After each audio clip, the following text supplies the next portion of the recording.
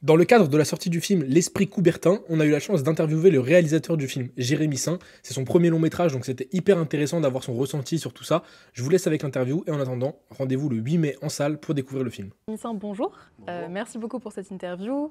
Donc on se retrouve pour parler de ton film L'Esprit Coubertin qui sort le 8 mai, donc un film sur les Jeux Olympiques où on suit Paul, un athlète de tir qui a une personnalité un petit peu atypique. Dans une interview, tu mentionnes que ton film est un anti-film de sport. Est-ce que tu peux expliquer un peu cette formule-là ? C'est-à-dire que le film de sport, habituellement, est un film sur un outsider qui, par le biais de la compétition, devient quelqu'un. Et moi, c'était l'inverse. Je voulais que ce soit un favori qui, par le biais de la compétition, ou en tout cas de l'évitement de la compétition, devient une nouvelle personne. Ok, d'accord. Parce que tu parles aussi du mépris que subissent les sportifs. Je pense que, alors je ne sais pas si c'est du mépris, mais en tout cas, c'est vrai qu'on aime bien quand les sportifs restent dans leur couloir. Ouais. Dès que ça sort un peu, dès que ça se politise, dès que ça devient, je sais pas, excentrique, ça fait causer. Je pense qu'on demande finalement aux sportifs une exemplarité que personne ne s'applique dans la société, donc je trouve ça assez injuste. Ok. Plus à la figure spécifiquement du sportif qu'à la figure de la personnalité publique non politique. Oui, je pense que Okay. le sportif, il y a une espèce de suspicion d'immaturité ou de bêtise qui fait que Ok. on va demander, typiquement à un footballeur d'être plus exemplaire que je sais pas, qu'un PDG. Donc Ok. c'est assez contre-intuitif pour moi. Ok, je vois. Et du coup, toi, tu prends un petit peu le parti pris inverse puisque ton film est très politique. Tu l'as mentionné, enfin, tu l'as dit, être hors actualité, quelque chose comme ça, une Hors formule. temps, ouais. Hors temps, c'est Hors ça. temps. Moi, justement, je l'ai trouvé très actuel, aussi bien dans le cadre puisque ça parle des Jeux Olympiques, et aussi bien au niveau des thématiques puisque ça parle de réchauffement climatique, ça parle d'ingérence politique, ça parle de discrimination. Donc, c'est des thématiques qui sont quand même plutôt Disons actuelles. que c'est hors temps, mais c'est pas pour autant pas contemporain. Pour moi, Ok. j'ai un souci d'être très contemporain. Hors temps, c'est dans l'idée plutôt de. Tu remarqueras qu'il n'y a pas de téléphone portable dans le film. Tout est assez. Ok. Voilà, c'est plutôt chercher une question atemporelle où Ok. on pourrait être finalement à des Jeux Olympiques il y a 10 ans ou dans 10 ans. Ok. C'est plutôt dans ce sens-là. Et j'ai un souci de contemporain, évidemment. De toute façon, je pense que quand on fait un film, il est inscrit dans une époque, dans un moment. Et c'est capital pour moi justement de parler des thématiques de sexisme, des thématiques de politique, de xénophobie, etc. Ok. Tout Ok, en ok. étant extrêmement, pour le coup, dans un humour idiot, etc. Enfin, je veux dire, je ne suis pas en train de faire des leçons de morale aux gens, mais j'utilise Oui. ce que je vois de l'époque, de l'influence des réseaux sociaux sur l'époque pour essayer de créer de la comédie, quoi. Ok. Qu'est-ce que tu veux dire par l'influence des réseaux sociaux sur l'époque ? Le fait qu'en fait, aujourd'hui, il y a une polarisation des positions, quoi qu'il en soit, Ok. et qui est très, à mon avis, très liée au fait que les gens passent beaucoup de temps sur les réseaux, donc ça crée chez eux finalement une volonté de se positionner à des endroits où, je pense, il y a 30 ans, on ne se positionnait pas. Ok. Et tu trouvais Notamment préférable politiquement. qu'on se positionne pas du coup ? Non, je pense qu'on se rendrait service à se reposer un peu la tête, des fois, surtout. Ok, d'accord, très bien. D'où le choix de la comédie D'où le pour choix de porter la ces comédie, thématiques-là. et c'est pour ça que je dis aussi, j'ai pas du tout envie de faire de leçons de morale aux gens. Donc le film s'amuse de tout ça, tout en n'étant pas forcément dans le jugement. Enfin, c'est une manière de croquer caricaturalement notamment les médias, notamment certaines positions médiatiques via les personnages joués par Nava. Ok, ok, ok. Et est-ce que tu peux expliciter un petit peu le profil de Paul ? Moi, j'ai un peu de mal à comprendre s'il était très anxieux ou s'il était juste un peu naturellement inadapté ou non, juste il est maladroit. très, très, très immature, c'est-à-dire que moi, il est écrit comme un garçon de 9 ans à peu Ok. près. C'est-à-dire que l'âge mental des personnages dans le film, c'est de 9 à 12 à peu près. Ok. C'est-à-dire qu'il n'y a aucun personnage, peut-être qu'éventuellement, oui, si Jacob pourrait ouais. avoir son âge. Allez, Ouais. un peu, peut-être qu'il est un petit peu plus jeune que son âge. Mais oui, Jacob est un agent de normalité dans le film. C'est ça qui est intéressant, de prendre quelqu'un qui est aux antipodes, au sens géographique du terme, et qui soit un agent de normalité. Le personnage joué par Benjamin a 8 ans d'âge mental, il a un espèce de... il est complètement bloqué à l'âge où son père est mort, en fait. Je crois que c'est... En fait, ce qu'il y a de triste chez le personnage, et ce qu'il y a de tragique, en tout cas, c'est que c'est quelqu'un qui s'est arrêté net à la mort de son père. Okay. Donc la manière qu'il a de l'évoquer, en ce sens-là, comme après avoir bu juste un tout petit peu de bière, prouve qu'il était complètement verrouillé Ok, d'accord. Donc une espèce de film, réponse traumatique à la perte qui a figé sa personnalité. Il y a quelque chose de l'ordre du deuil, oui. Ok, d'accord. Enfin, il y a deux motifs dans le film pour moi. Il y a ce baiser un peu empoisonné de sa coach qui est hyper problématique alors qu'il est jeune, qui l'enferme à un endroit, c'est-à-dire une espèce d'amour toxique qui fait que sa coach fait de lui une sorte de véhicule de compétition. Et cette posture, cet âge verrouillé à 9 ans, au moment où son père est mort. Donc il y a le daddy issue. Double. Et le mommy issues reporté sur la coach. Voilà, tout ça est quand même très lacanien. Voilà. Ok, parce que du coup, qu'est-ce que tu as voulu montrer avec cette relation très ambiguë qu'il a avec sa coach? En fait, je trouve que c'est très intéressant Moi, j'aime les choses impures, on va dire. Voilà, il y a Grégoire Ludic, pardon. Super, ouais, merci. Apparemment, c'est les boomers qui font les cœurs comme ça, désolé. Ah bon? Moi, je fais ça aussi. Non, apparemment, il y a une nouvelle manière, vous m'expliquerez. Il y a les... Ah oui. Comme ça, d'accord. Et ça? Ouais, ah oui, ça aussi. Ah ouais. Attendez, j'ai 40 ans, mais je suis pas... Bon, bref. Pardon, ils m'ont coupé. Je disais lacanien. L'histoire...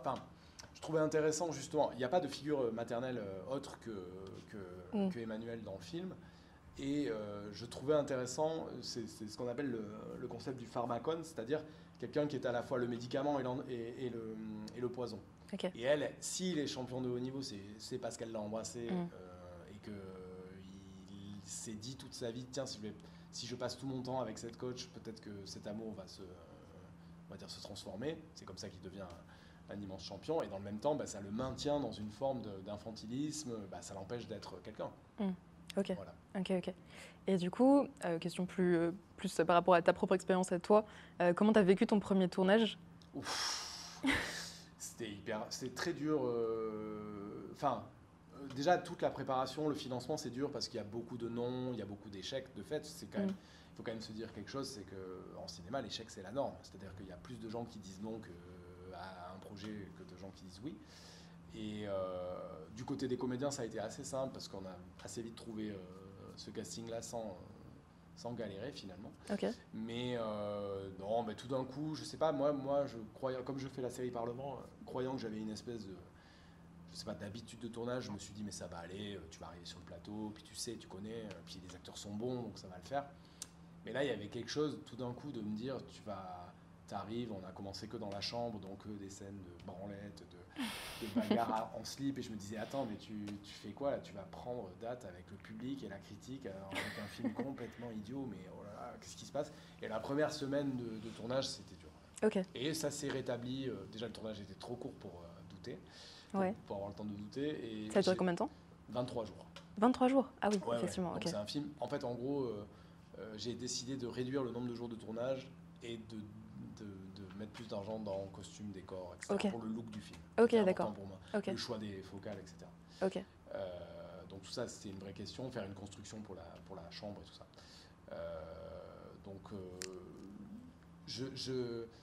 En fait, je pense, j'ai dit ça sur Allociné, mais j'ai trouvé la référence, c'est Tarantino qui dit ça et je trouve que la phrase est super. Il dit, il faut faire un film suffisamment à soi pour avoir... Pardon, je vais reprendre. Donc c'est Tarantino qui dit ça. Il faut faire un film qui soit suffisamment soi et il faut avoir honte de le montrer. Ok. Voilà. Par peur de l'exposition d'une partie de soi. Il faut être vulnérable et que en fait, si on se montre suffisamment dans le film, voilà. Donc le film me ressemble et ressemble à ma fratrie, à mon père, à ma famille, à plein d'endroits. Ce qui peut paraître bizarre, mais je ressemble beaucoup à Paul. Ok. À plein d'endroits. Ok. Voilà. Sur quoi spécifiquement, si c'est pas trop personnel? Non, mais l'anxiété, le côté cringe, le côté vivre dans le regard des autres. Enfin, il y a plein de choses. Hein. C'est beaucoup de... La quête de la performance? Ouais, probablement. Enfin, en tout cas, l'esprit de compétition dans ce que ça peut avoir de toxique, je m'en suis pas mal guéri, notamment quand je suis arrivé à la Fémis. Au bout d'un moment, je me suis dit, je pense qu'il y a un sillon pour tout le monde. Peut-être que ça sert à rien de se comparer. Tout ça, je pense que j'ai mûri. Je suis arrivé tard dans cette école, donc je pense que j'avais conscience de la chance que j'avais d'être là. Et ça m'a fait avancer sur le plan, on va dire, personnel. Mais oui, c'est mon âme sombre, Paul. Alors ça peut être pareil, quand les gens verront le film, ils vont se dire mais c'est improbable, ça ressemble à rien. Enfin en tout cas pas un vrai personnage, mais si ça ressemble à plein d'endroits à des parts sombres de moi. Ok, d'accord. Voilà. Que tu as mis en lumière du coup avec l'incarnation de ces personnages. Que j'ai mis à jour quoi. Ok. Donc c'est peut-être pour ça aussi que la première semaine je me disais waouh. Voilà. Ouais, c'est beaucoup à gérer. C'est costaud d'arriver et de se dire un premier film et puis prendre le risque de la comédie parce que je pense que si les gens pleurent ou en tout cas sont émus par les mêmes choses en drame, en comédie, il n'y a rien de plus singulier, subjectif et donc aussi politique que la comédie. Ouais. En mon sens. Et du coup, comment tu te sens à quelques jours de la sortie? C'est moins dur qu'avant la première semaine de tournage, pour être honnête. D'accord.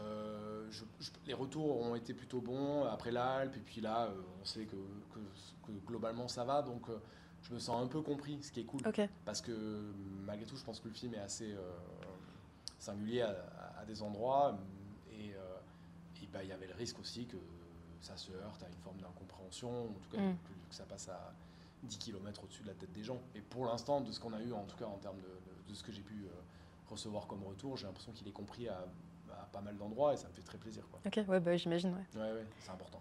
Ok. Et pour conclure, est-ce que tu aurais un conseil pour les jeunes cinéastes qui aimeraient commencer à réaliser leur premier film? Ne tardez pas. Ok. Ouais, ne tardez pas. En fait, vous serez jamais prêt. On n'est jamais prêt à faire un premier film. Ouais. Et personne vous attend. Donc ne tardez pas. Moi, j'ai attendu. Je crois que j'ai trop attendu. Je me suis trop bercé d'un espèce de rêve qu'on se dit quand on est dans son lit, qu'on se fait des films dans sa tête qui seraient des films parfaits, qui ressemblent à Pacifiction. et puis non, ne tardez pas, faut y aller. Faut y aller vite et vous l'avez en fait, le film. Vous l'avez déjà. Il y aura toujours un travail pour creuser et trouver le film. En fait, il n'y a pas de génie, ça n'existe pas. Je crois que ça n'existe pas. Ouais, c'est que du travail. En tout cas, c'est que exhumer des choses, quoi. Et pourquoi, par exemple, un mec comme Xavier Dolan y arrive jeune, c'est juste qu'il a commencé à creuser beaucoup plus tôt que la moyenne. C'est juste ça. Donc il y a un temps incompressible. Et ce temps incompressible, ne tardez pas parce qu'il fera peut-être que vous allez passer à côté. Donc ne perdez pas de temps. Très bien, ça résonne beaucoup en moi. Bon, cool.